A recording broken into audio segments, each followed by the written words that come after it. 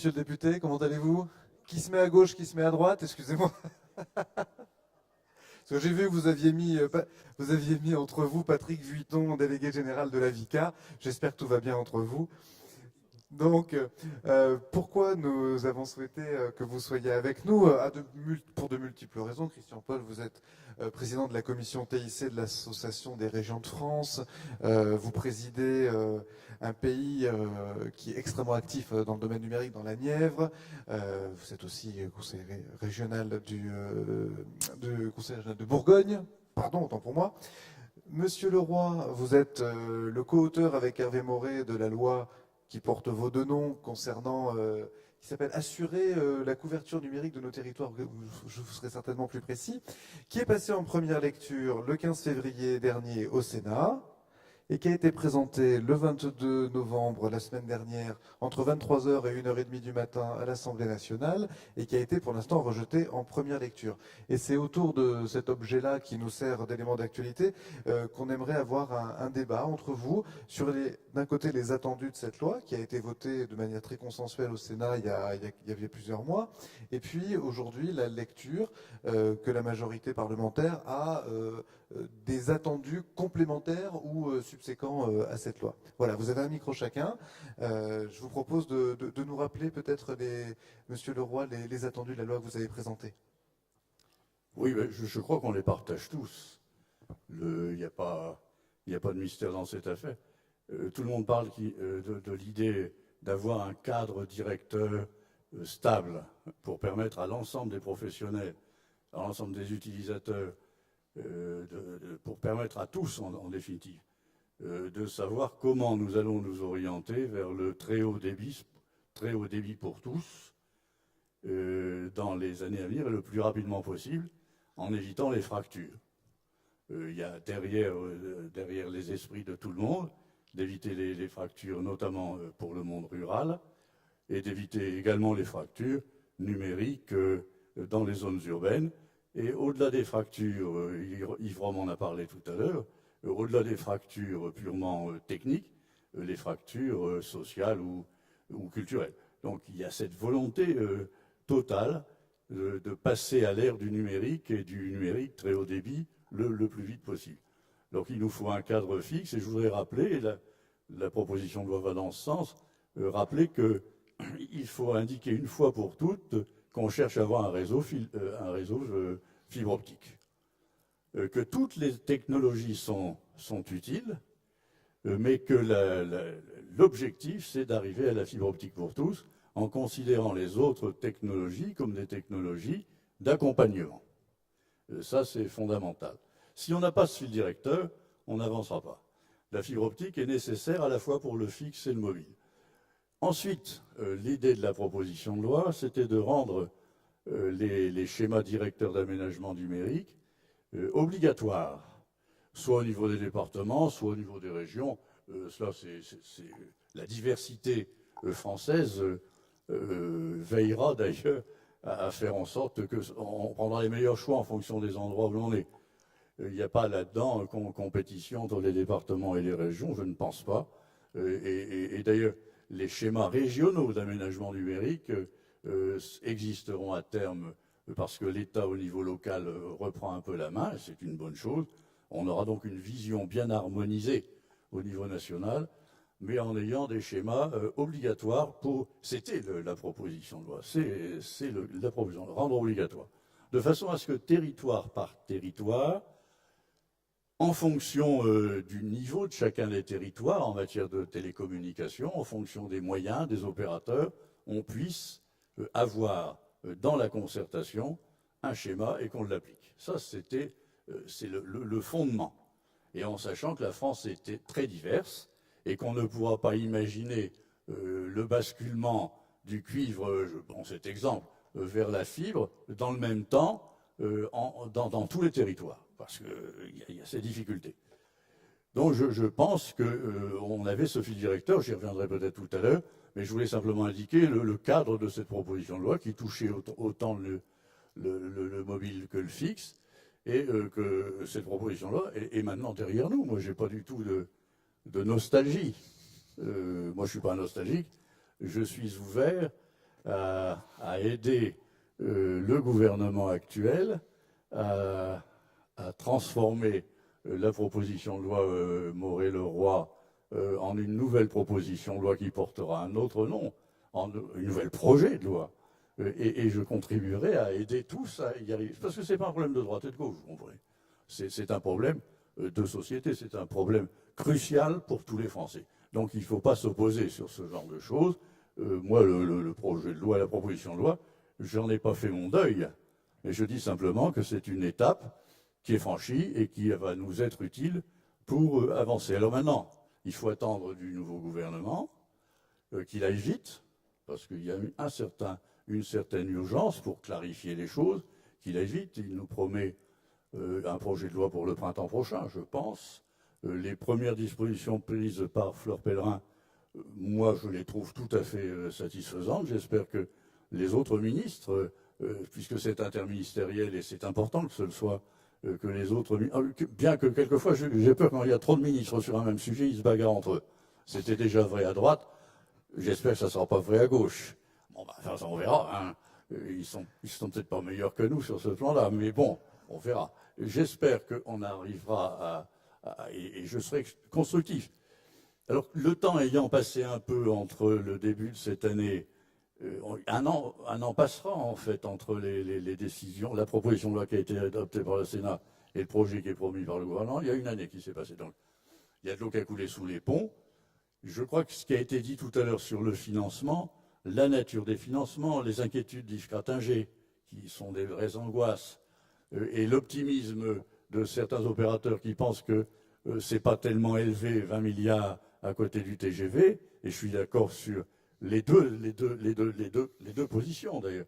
Je pense que sur le plan du financement, le projet de loi qui arrivera l'année prochaine doit revoir ces questions de financement, prévoir toutes les péréquations et prévoir un système de participation publique-privée, un PPP renouvelé entre les opérateurs privés, entre les opérateurs publics, les réseaux d'initiative publique, et probablement, ça a été évoqué à plusieurs reprises, probablement permettre par la visibilité, permettre l'arrivée d'opérateurs de fonds, enfin pas d'opérateurs, d'apporteurs de fonds via des fonds spécialisés dans les infrastructures qui permettront d'élargir l'assiette financière du système. Donc là, il y a un modèle nouveau à inventer, un modèle PPP qui me semblera très utile. Moi, je suis optimiste, complètement optimiste. Je ne camperai pas sur une proposition de loi. Ça a été une bonne étape. J'ai eu beaucoup de plaisir à la préparer et j'aurai beaucoup de plaisir à accompagner les réflexions actuelles. Merci Philippe Leroy. Christian Paul, donc cette petite loi, finalement, elle a été rejetée en première lecture, après avis défavorable de la Commission du développement durable. Vous allez être vous-même très très impliqué dans l'animation parlementaire du travail sur le numérique. Est-ce que vous pouvez nous dire ce que vous imaginez garder de l'esprit de cette proposition et ce qui, en revanche, à votre sens, manquait? D'abord, je précise à l'attention de ceux qui participent à ce débat que quand on évoque une petite loi, ça n'est pas un jugement sur l'intérêt ou l'importance du texte, c'est un terme de la procédure parlementaire. Parce que c'est pas, du point de vue de l'importance et de ce qu'elle contient, c'est pas une petite loi. Et je prends vraiment au pied de la lettre la conclusion du sénateur Leroy. Je crois que c'est une loi qui avait son importance, son intérêt et toute sa valeur au moment où elle a été élaborée et mûrie avec le sénateur Moret qui avait travaillé sur un rapport notamment pour rechercher la manière dont on pourrait financer le déploiement du très haut débit. Si nous n'avons pas retenu à 1h30 du matin ce texte, c'est pas évidemment parce qu'il y a véritablement débat ou clivage sur les motifs, l'importance stratégique pour la France de ce réseau. Je crois qu'on ne va pas imposer à cette heure de la journée un nouveau débat sur pourquoi faut-il le très haut débit. Je pense qu'ici, c'est très largement partagé. La question, elle est évidemment sur le comment, sur les délais et sur ce que j'appelle appelle volontiers l'optimum français de déploiement de ces réseaux, parce qu'on voit bien qu'il faut à la fois trouver les bons niveaux de gouvernance, la manière de financer, et puis aussi quand même mettre en avant l'ambition numérique de la France et de ses territoires. Et en fait, si nous n'avons pas retenu au fond ce texte, c'est d'abord parce que nous avons le sentiment que le temps est venu, ou plutôt que le temps n'est plus simplement à des initiatives parlementaires. Le temps est à une politique d'ampleur nationale, ce qui ne signifie pas que l'État en soit le seul responsable ou le seul acteur, évidemment, mais on a besoin d'avoir une vision partagée, d'avoir des équipes mobilisées et d'avoir une direction vers laquelle convergent réellement, et pas seulement dans les discours, à la fois les acteurs publics dans leur diversité. Et donc, je plaide effectivement, et je crois qu'on est en train d'y arriver, vers un vrai retour de la puissance publique sur ce dossier, et en même temps, les opérateurs privés qui ont mis sur la table des manifestations d'intérêt, qu'il faudra d'ailleurs, j'y reviendrai, sécuriser au-delà de ce qu'elles sont aujourd'hui. Parce que entre le discours des opérateurs et du principal d'entre eux, je ne sais pas si Bruno Jeannet est encore ici, mais en tout cas il nous entend là où il est, sur le terrain, les intentions des opérateurs ne sont pas aussi claires qu'on le croit parfois à Paris. Et donc, il faudra là aussi aller beaucoup plus loin. Mais je crois que les temps sont mûrs. Et j'entends pour ma part comme le bruit qui annonce un décollage. On a parlé de feuille de route, on a parlé d'une réunion interministérielle importante. Parce que s'il y a plusieurs ministres, au milieu, il y a le premier d'entre eux, il y a une décision publique qui se prépare, il y a le Parlement. Je ne suis pas de ceux qui croient d'ailleurs que c'est une décision politique nationale qui va tout régler. Le numérique et le très haut débit, c'est un écosystème économique, territorial, humain, extrêmement complexe, extrêmement divers. Mais s'il n'y a pas, à un moment donné, un cap qui est donné, cette vision partagée, baptisée feuille de route, et je dirai tout à l'heure ce que je voudrais trouver dans cette feuille de route sans la lire dans la boule de cristal. Je crois qu'aujourd'hui, d'ailleurs à travers beaucoup de propos qui ont été tenus cet après-midi, on a les ingrédients de la feuille de route. Simplement, à un moment donné, il faut ramasser tout ça, il faut le cristalliser et il faut donner une direction qui permette, avec de la stabilité, avec du temps, avec ce qu'il faut d'argent public, avec, si possible, la bonne vision, avec également la capacité à entraîner des efforts qui aujourd'hui sont parfois velléitaires ou attentistes, eh bien, je pense qu'on est effectivement à la veille de cet énoncé stratégique pour lequel nous avons attendu trop longtemps, parce que je crois qu'aujourd'hui, la question du retard français est posée. Vous l'avez soulevé très justement à plusieurs étapes de cette journée. Quand un pays comme la France a aujourd'hui entre 300 et 400 000 tout mouillés abonnés à la fibre optique, qu'il est donc probablement, pour le dire de façon extrêmement diplomatique, dans la deuxième moitié des pays européens rapporté à sa population. Il y avait une étude qui dit 23, 24e sur 27. Oui, 23 ou 24. Bon, nous sommes en train de voir s'installer un retard français. Donc ça va demander effectivement un fort sursaut. Dans les colloques comme celui-ci, depuis quelques années, nous plaidons pour ce sursaut. Je rappelle que l'Association des régions de France a fait fin 2008 la première étude publique indépendante des opérateurs sur le déploiement du très haut débit. Et très franchement, comme la proposition de loi, elle n'a pas franchement vieilli, elle n'a pas pris beaucoup de rides. Bon, ça veut dire qu'on a pris quand même un peu de retard. Alors, je ne reviens pas sur le passé, on n'est pas dans un débat partisan, évidemment, mais je pense qu'on est à la veille de cette prise de position stratégique de l'État et du gouvernement qui est indispensable. Elle n'est pas suffisante, mais elle est indispensable. Merci beaucoup. Feuille de route, ça me rappelle qu'on est à quelques semaines de Noël. Alors, je ne vous demanderai pas de faire votre liste au Père Noël, mais en l'occurrence, quels sont, s'il y avait chacun votre tour, trois propositions clés, trois éléments que vous aimeriez voir mis dans cette feuille de route. Je dis qu'il ne faut pas faire de la politique à la place du gouvernement, ce n'est pas l'objet, mais aujourd'hui, qu'est-ce qui vous paraît éminemment stratégique pour que le bruit de décollage que vous entendez se traduise effectivement par un décollage de ce sujet numérique, ce qui est appelé par les vœux de tous les gens qui sont présents dans cette salle. Une chacun, en ping-pong. Là oui, c'est trois, chacun son tour. Mais alors la première, à mon avis, si on veut un réel élan, c'est de stopper les peurs. La peur. la peur de la fracture, la peur du prix. On a beaucoup de peur dans cette affaire. Et donc c'est pour ça que la feuille de route, elle évoluera chaque année. Chaque année, on doit réactualiser une feuille de route, on avancera. Mais la feuille de route ne pourra se développer bien que si on enlève les peurs et si on les oublie, parce que les peurs nous conduisent à l'hésitation entre les technologies, par exemple. Dès qu'on a des doutes en disant oh, c'est le mobile qui va apporter la réponse aux zones rurales. Le lendemain, on dit non, c'est la fibre optique qui est la meilleure chance. On navigue de peur en peur et on n'avance pas. Donc je crois qu'il faut que territoire par territoire, sous une gouvernance où l'État jouera un certain rôle, on puisse gommer les peurs et donner des objectifs précis à chacun de nos territoires, à chacun sa vitesse, mais de façon à ce que tout le monde sache qu'on arrivera à éviter la fracture numérique. En finir avec la peur. Christian Paul. D'abord, la bonne vision. La bonne vision, c'est une priorité à la fibre.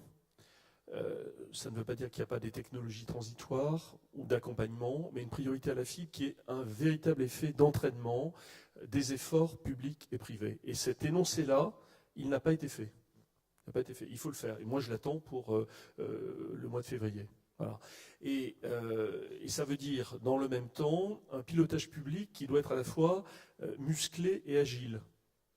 C'est une cause nationale, mais il faut savoir la décliner dans les territoires avec un pilotage où on dépasse un peu le débat entre région, département et agglomération.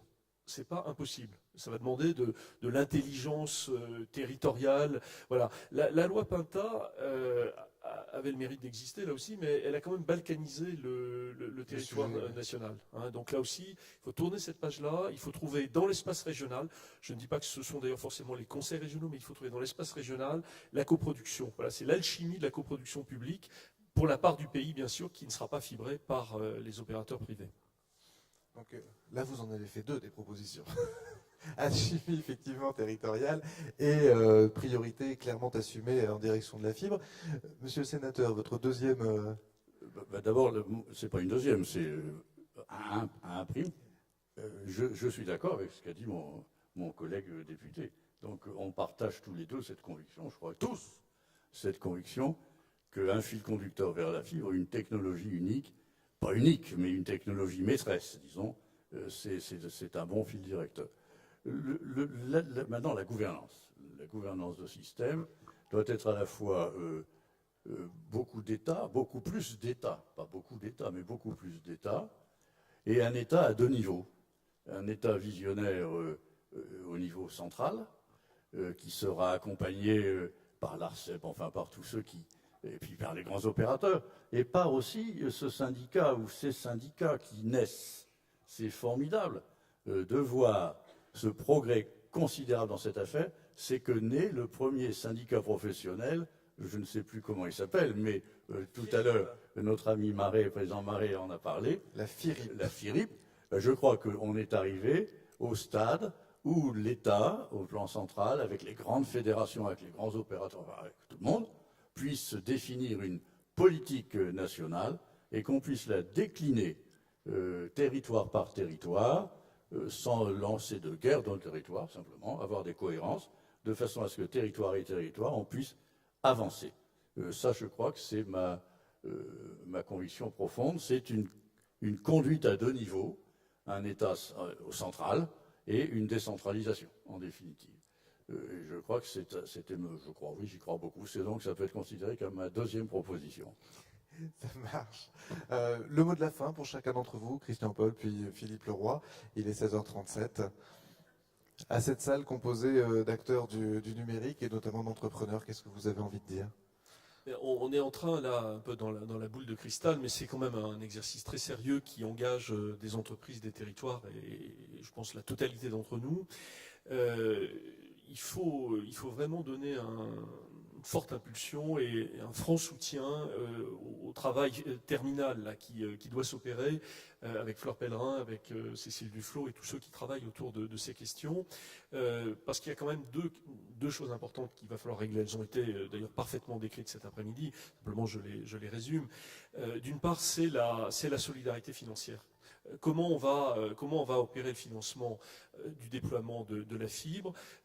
C'est sur les 10 ans qui viennent, déjà pour faire l'essentiel du travail, je suis un peu plus optimiste que Jeannet là-dessus, c'est 2 milliards par an en moyenne, un peu moins au début, probablement davantage sur la fin.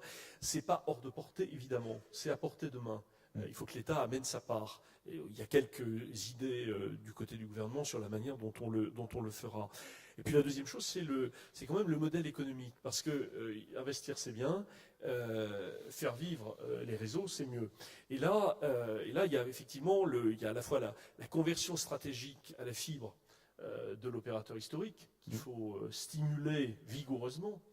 Et puis, c'est aussi comment nous allons, et là les entreprises vont avoir bien sûr, en tout cas beaucoup d'entre elles, une part essentielle, comment nous allons amener progressivement des millions de Français à l'usage de ces réseaux. Parce que cette migration des Français vers la fibre, c'est un enjeu économique, culturel, sociétal absolument considérable. Absolument. Et là, ça ne se décrète pas à Matignon ou ailleurs. Merci beaucoup Christian Paul. Philippe Leroy, le mot de la fin. D'abord, une autosatisfaction pour les collectivités locales. Je suis traité de centralisateur. Je pense qu'elles ont fait avancer beaucoup les choses. J'étais dans la grande bagarre du 14-25-1 il y a quelques années, il y a presque 10 ans. Les collectivités, donc c'est la France du bas, comme disaient certains, c'est la France du terrain qui a déclenché vraiment le progrès, avec des initiatives très locales. Donc bravo les collectivités locales. On a été au fer de lance dans cette affaire et on va devoir être à nouveau fer de lance. Parce que la troisième couche dont on parlait tout à l'heure Gabriel Gauthier, je crois, et Yves Rome, je crois, ils ont évoqué également, la troisième couche, c'est bien sûr le service, les services qu'on apporte à nos concitoyens. Et là, il y a peut-être déficit. Aujourd'hui, il y a même largement déficit d'imagination. On a les grands, je ne vais pas parler de Google. Bon, lui, là, Google a trouvé vraiment le bon système. Il est devenu universel. Enfin, je ne parlerai pas donc de Google. Je parle, non, de la multitude des petits opérateurs de services qui vont, grâce au cloud, etc., enfin, grâce à des tas de choses, pouvoir, territoire par territoire, veiller à apporter à nos collectivités locales des services dont elles ont besoin pour le bonheur des citoyens. Donc, il faut là aussi des grands services nationaux et multiplier les services de la troisième couche. Et pour ça aussi, il faut que ces services de la troisième couche puissent naître sur un contexte stable et un modèle économique stabilisé. Merci messieurs, on peut vous applaudir. Merci pour cette discussion qui montre que voilà, il y a un vrai consensus et un désir de travailler ensemble, entre parlementaires de toutes obédiences, à cette réussite-là.